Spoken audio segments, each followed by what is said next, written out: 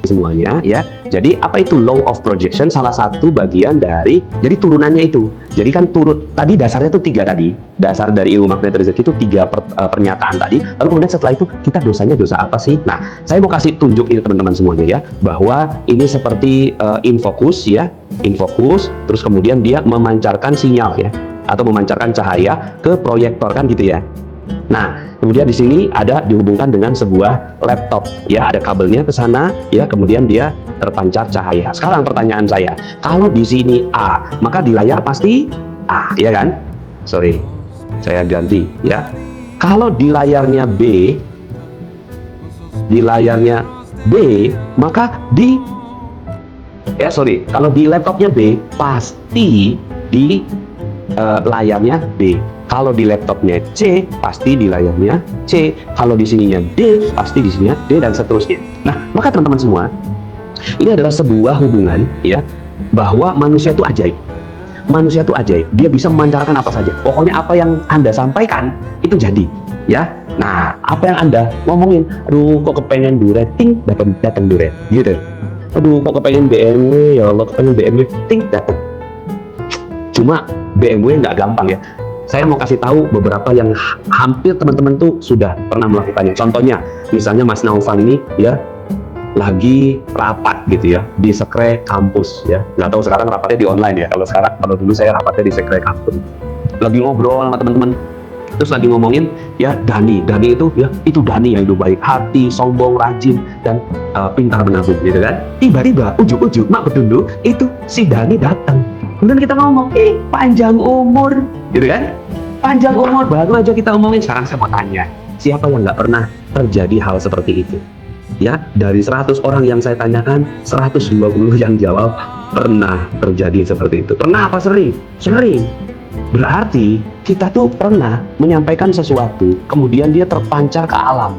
Dia terpancar ke alam, ini saya gambarkan ulang. Ini manusia, ya. Kemudian dia mengucapkan sesuatu, terpancar ke alam. Nah, maka inilah ilmu law of projection. So, beware. Everything di dalam pikiran kamu, perasaan kamu, spiritual kamu, lisan kamu, ngomong apa aja, jadi dan terwujud. Beware. Contohnya, mau sembuh, pergi ke rumah sakit. Sembuh itu energi positif. Ya, sembuh itu energi positif. Sembuh, ya kan? Sembuh adalah energi. Kemudian mau pergi kemana? Mau pergi ke rumah sakit. Sakit juga energi. Maka di alam ya itu saling meniadakan. Jadinya apa? Nol, nggak jadi apa-apa. Dalam sebuah hadis, silakan dicatat. Dalam sebuah hadis Nabi bersabda, la tad'u ala anfusikum illa bi khairi. Janganlah berdoa kepada dirimu sendiri kecuali yang baik-baik saja. La tad'u ala anfusikum illa bi khairin fa innal malaika yu'minuna ala ma taqulun. Sesungguhnya malaikat bertugas mengaminkan apa-apa saja yang kamu ucapkan, doakan, panjatkan. Nah, itu ilmu law of projection. Detailnya nanti silakan dipelajari lagi di channel Telegram secara gratis. Begitu Mas Naufal, karena ini banyak pertanyaan. Insya Allah, mungkin insya Allah sudah menjawab ya dari saudara Zidan Iqbal, maaf. Langsung aja ke pertanyaan kedua ya Ustaz ya. Dari saudara Nikmat, saya bacakan, bagaimana Ustaz cara meyakinkan diri bahwa setiap orang sudah memiliki jatah porsi rezeki masing-masing. Jadi jika kemungkinan ketika dihadapkan dengan kondisi kesulitan ekonomi, itu tidak mudah membuat kita putus asa Ustaz. Mungkin itu pertanyaannya yang kedua. Oke, jatah rezeki. Sekarang saya mau tanya, apakah dia sudah tahu jatah rezekinya? Waktu itu ada yang nanya kan, Pak Nas ya, bukankah jatah rezeki itu sudah dijaminkan atau sudah diputuskan gitu, ditakdirkan? Oke, saya mau tanya balik sama Bapak, saya bilang gitu. Bapak, kalau takdirnya Bapak ini duitnya berapa per bulan? Tahu nggak? Di Lauhul Mahfuz berapa? Ya nggak tahu lah, itu dia. Jangan-jangan ya kita nyangkanya, ini kan suuzon, kita nyangkanya itu rezeki kita 5 juta. Padahal di Lauhul Mahfuz tertulis 1 miliar sebulan. Kita nggak pernah tahu. Nah, maka faktornya itu ada faktornya tadi, dosa itu. Dosalah yang membuat rezeki kita nggak banyak. Jadi dampak dari situ semua akhirnya kalau seandainya kita ya kok kayak gini ya hidup gitu kan, tanyakan kita punya dosa apa ya, dan nggak usah nunjuk ke orang, nunjuknya ke sini, nunjuknya ke diri sendiri. Saya dosa apa ya, kok ini utang saya nggak lunas ya, amanah saya nggak lunas ya. Kalau dalam ilmu magnet rezeki ini ada ilmu ini namanya ya disiplin kata. Ya, jadi ilmu disiplin kata itu kita harus disiplin, nggak boleh ngomong utang tapi amanah, nggak boleh ngomong sakit tapi kurang sehat, ya nggak boleh ngomong susah tapi tidak mudah. Kenapa? Karena yu'minuna ala ma taqulun. Malaikat itu mengaminkan apa yang didoakan. Nah, jadi sebenarnya saya malah ingin mengajak gitu ya, kita semua tuh untuk meyakini ayat Allah bahwa kita tuh akan diberikan kekayaan. Jadi bukan nyerah gitu loh. Ya, kenapa ya Pak Nas, kok rezeki saya ini cuma 2 juta, mungkin ini takdir saya. Saya nggak mau begitu. Saya malah, takdir kamu tuh bisa jadi 200 juta, 300 juta, 400 juta, kita nggak pernah tahu. Oh ya? Iya, ayo, gitu ya. Mau nggak kamu dapat 400 juta sebulan? Malah saya tantang begitu. Mau Pak Nas? Ya, coba teliti dosa apa yang dilakukan. Yuk sama-sama kita lepaskan. Jangan-jangan mata berdosa, terus nyalahin takdir. Mata ngelihat yang diharamkan, terus kemudian, aduh, gaji cuma 2 juta. Lah mata kamu itu loh, ya, ngelihat yang haram, terus kemudian nyalahin takdir, gitu. Ya, telinganya ngedenger aib saudaranya, terus kemudian nyalahin takdir. Takdir Allah itu takdirnya itu tadi tuh, umat Islam kaya, itu takdir. Cuma nggak jadi kaya karena dosa-dosa kita. Jadi saya pengen ngajak kita semua malah nggak puas dengan gaji segitu, nggak puas dengan UMR, nggak puas dengan segitu-gitu aja kadarnya. Pengen lebih dari itu. Tapi caranya sesuai dengan cara Allah. Mulailah dari berhati-hati dari dosa. Kalau udah nggak ada dosa satu titik pun, ente minta apa aja sama Allah dikasih. Kalau udah nggak punya dosa satu tetes pun, gitu ya. Begitu Mas Naufal. Jadi jangan puas, malah ayo dorong, ayo. Ya kan kita belajar supaya jangan jadi manusia yang pasrah ya, tapi jadi manusia yang berkemajuan. Tapi dengan cara Allah. Demikian. Masya Allah. Terima kasih Ustadz atas jawabannya yang sungguh luar biasa. Semoga menjawab ya dari saudari Hikmah. Oke, Masya Allah. Mungkin kita lanjut ke pertanyaan selanjutnya Ustadz. Ini Masya Allah luar biasa. Sungguh antusias ya pesertanya. Mungkin lanjut, pertanyaan sedikit mirip Ustadz, cuman mungkin ini lebih menjurus sama sebelumnya dari saudari Khadijah tadi Ustadz ya. Bagaimana sebenarnya konsep rezeki ini? Apakah dia akan mengajar kita atau kita yang harus mengajar rezeki ini Pak Ustadz? Mungkin sedikit mirip, mungkin bisa jelaskan lagi Ustadz. Terima kasih. Sebenarnya tadi udah saya jawab ya, yaitu konsepnya konsep mobil ya, konsep mobil nih ya, konsep mobil. Dia akan jalan. Selama ini kita ngomong kerja itu ikhtiar, itu kerjaannya gas. Tapi ada kerjaannya rem. Nah selama ini kita gas terus, tapi remnya dipasang terus. Maka gas 90, gas itu cukup 2% aja ya, remnya ya itu lepaskan remnya ya, itu 98% di dalam diri umat Islam.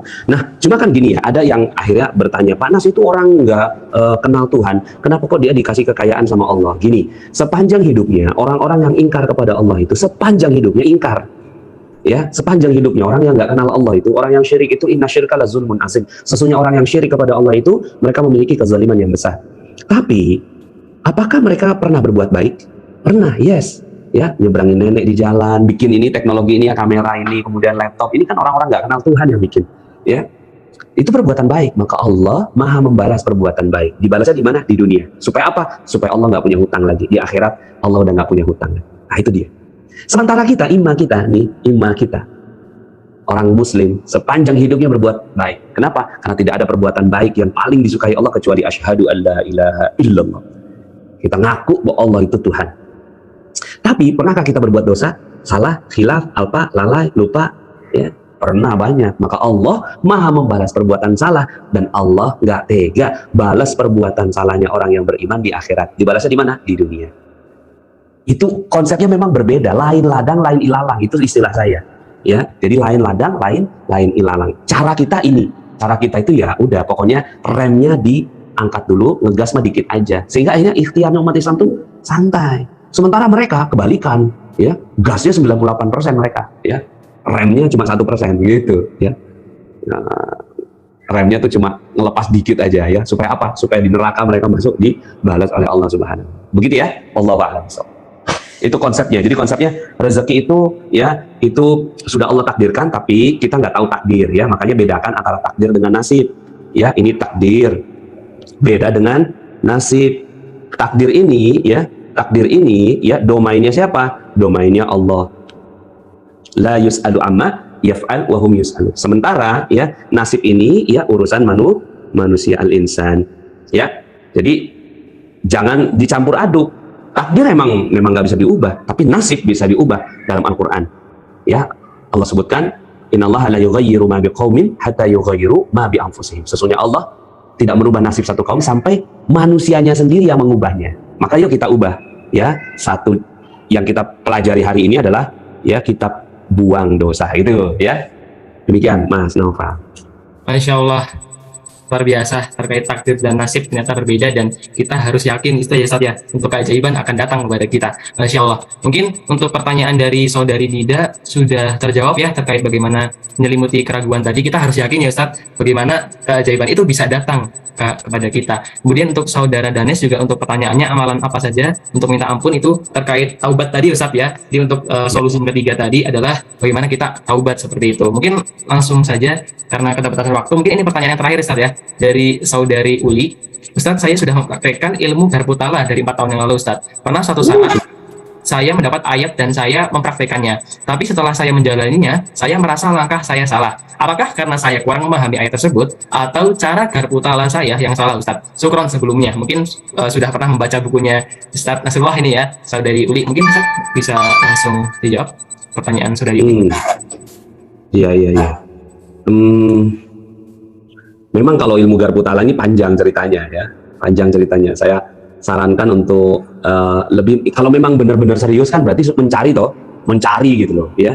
Sudah banyak sebenarnya saya jelaskan juga di apa namanya di YouTube, kemudian juga saya jelaskan di apa namanya Facebook ya. Nah, nanti kalau teman-teman mau, ini ada di sini ya, gratis pelajari ilmu magnet rezeki di t.me audio magnet rezeki, ini lagi jalan nih tikernya.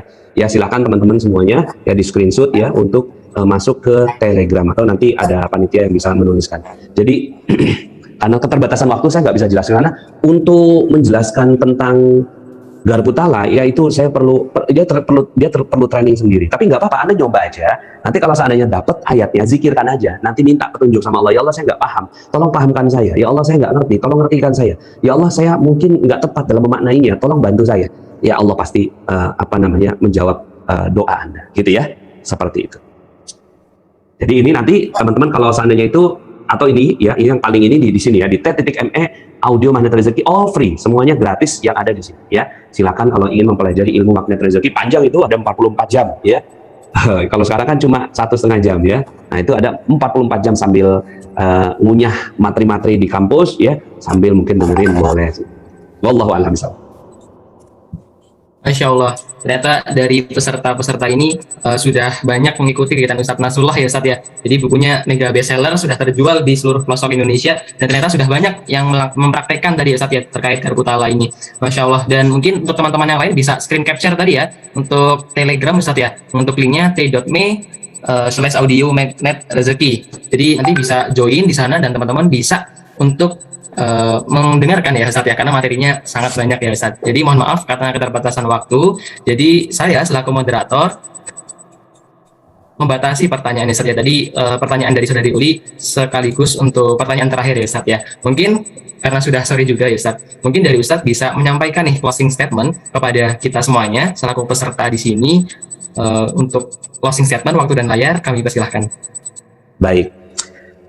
Rasanya sudah saya sampaikan ya kaitannya dengan apa dasar dari ilmu magnet rezeki ini, dan semuanya bersumber dari Al-Quran dan Sunnah. Tinggal asal kita mau ya mendekat kepada ilmu Allah Subhanahu Wa Taala, maka insya Allah Allah Subhanahu Wa Taala akan juga mendekatkan kita. Jalan kepada Allah selangkah, Allah jalan kepada kita 1000 langkah. Kita berjalan kepada Allah, menuju Allah dengan berjalan, Allah menuju kita dengan berlari. Saking senangnya Allah Subhanahu Wa Taala ya didatangi oleh hambanya. Maka yuk sama-sama ya, Anda adalah generasi penerus bangsa ya, kami titipkan ya negeri ini kepada kalian ya. Kami mungkin juga umurnya nggak lama lagi ya, saya sekarang ini sudah 43 ya.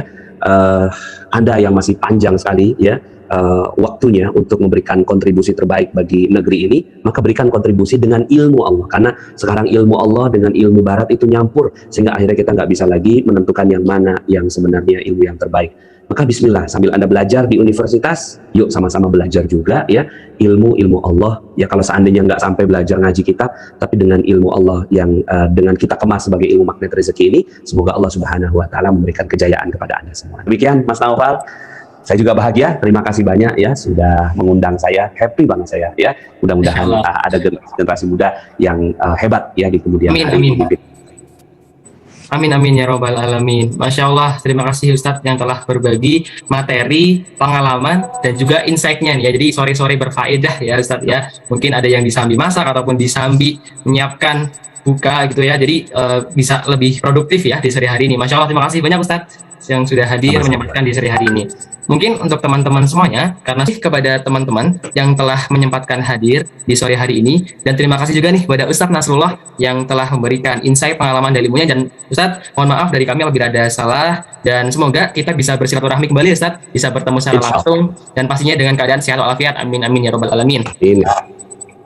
Mungkin kepada Ustadz, apabila ada agenda lain, kami persilahkan dari panitia untuk meninggalkan room Zoom pada sore hari ini. Sekali lagi, kami ucapkan terima kasih banyak Ustadz Nasrullah. Baik, terima kasih. Assalamualaikum warahmatullahi wabarakatuh. Waalaikumsalam warahmatullahi wabarakatuh.